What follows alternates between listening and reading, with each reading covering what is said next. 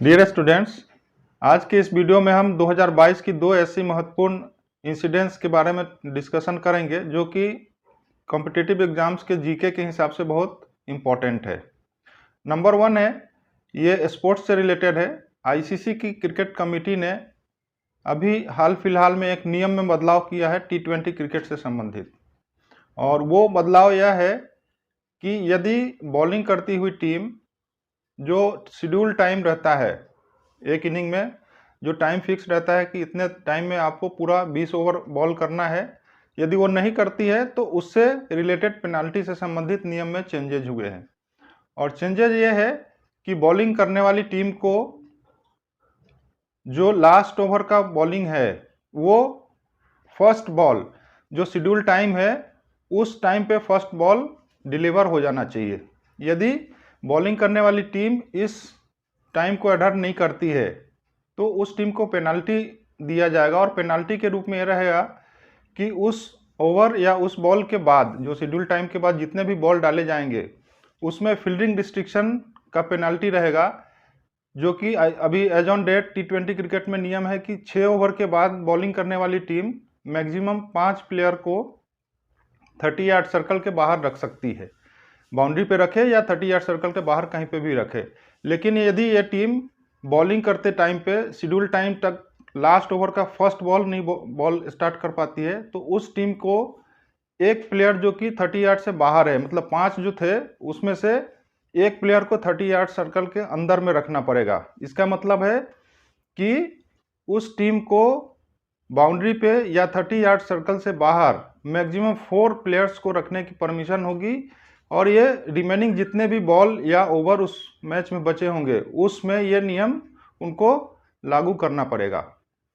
और schedule time का नियम ये रहेगा कि जब भी मैच स्टार्ट होता है तो जो अंपायर है वो बॉलिंग करने वाली टीम को बताएंगे कि आपका 20 ओवर टोटल जो है वो कंप्लीट कितने बजे तक होना चाहिए, जिससे कि उन्हें मालूम होगा कि 20th ओवर स्टार्ट हमको जो करना है कम से कम इस टाइम के बाद नहीं होना चाहिए, इस टाइम तक हमारा 20 ओवर का पहला बॉल डल जाना चाहिए।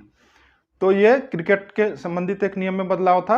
अब दूसरा जो महत्वपूर्ण बदलाव है वो इंटरनेशनल लेवल पे वीकेंड हॉलीडे से संबंधित है।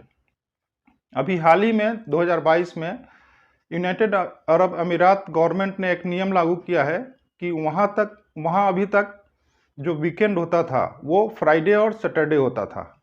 जैसा कि हम सभी जानते हैं कि यूएई में इस्लाम धर्म को माना जाता है, इस कारण से वहाँ पे फ्राइडे को छुट्टी रहती थी और उसके बाद सैटरडे फॉलोड बाई सैटरडे भी छुट्टी रहती थी, क्योंकि वहाँ पे नमाज का वक्त जो है वो फ्राइडे का फिक्स रहता था, सभी करते थे, इस कारण से छुट्टी दी जाती थी। और ये नियम 2006 के बाद से अभी तक कंटिन्यू चला आ रहा था।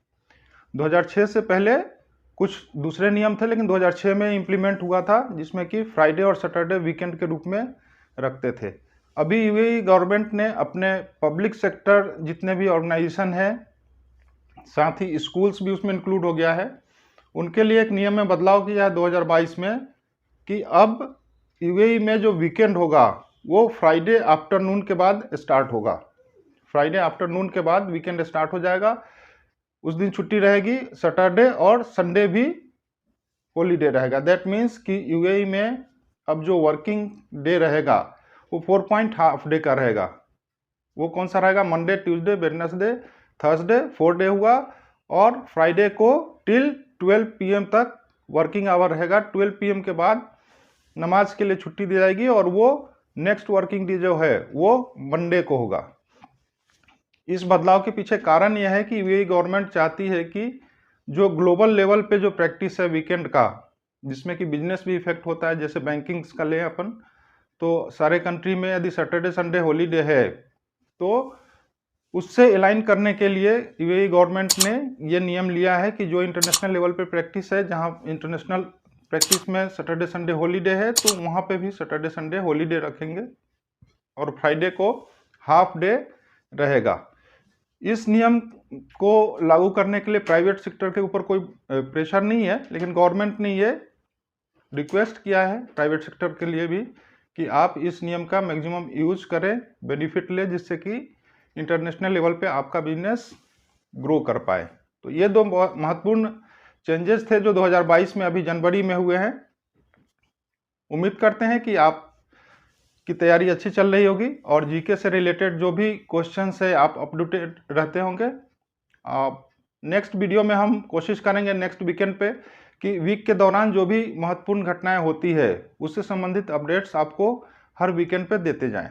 Okay, thank you.